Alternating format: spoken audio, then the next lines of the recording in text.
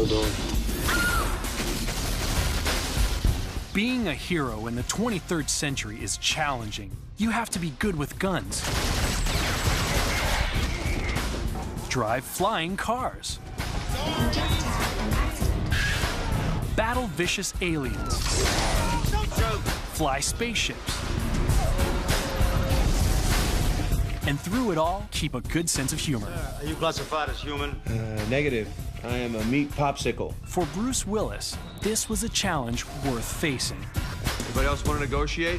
People in the media try to identify me and say, well, he's this kind of actor, or he's a superstar, or whatever label they want to put on me. I'm still learning how to act, and I learn things about acting from every film that I do, and so, you know, it would be very easy for me, and also very boring for me to just do action movies all the time, and I am tired of it. So I try to find other things to challenge myself with, and I like to do films that I'm not quite sure whether I'm going to succeed in. So there's always that risk of failure.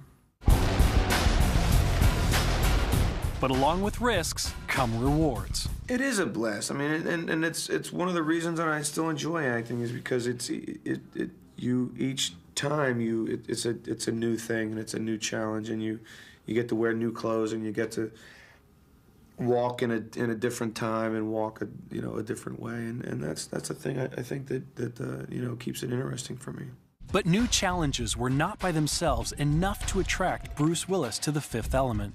It's my first criteria is working with someone who I think is a good storyteller, which really all good directors are. You know, that goes back to caveman days. In cave times, there was one guy who was the guy who said, "Today we killed this big mastodon, and here's how we did it," and he made it very exciting, and he was a good storyteller. And now today we call them directors. And for the director of The Fifth Element, one of the major challenges would be how to portray the future. It would be very easy to get lost in the 23rd century. One of the interesting things that I think Luke was able to do is to create a marriage between a visual style of the 23rd century and yet a very 20th century point of view of an attitude that has still carried through over, for 300 years, and that is life is still a drag a lot of times, Bruce also discovered that on this film, the director would be operating the camera as well. It's actually a much more immediate sense of an immediate style of acting. Most of the time, you've got to do a take, stop, turn the camera off, get out of in this case, the flying cab, go and talk to the guy and say, "How was that? Is that what you wanted?" And with Luke there, a lot of times we just kept the camera rolling, and I said, well, he says, good, do that, but now do this. And so it's a much more immediate sense of working in a much more organic way of trying new things. By the end of The Fifth Element's shoot, Bruce had flexed his chops, not only in action, but also science fiction, drama, and comedy. Woo! Made it!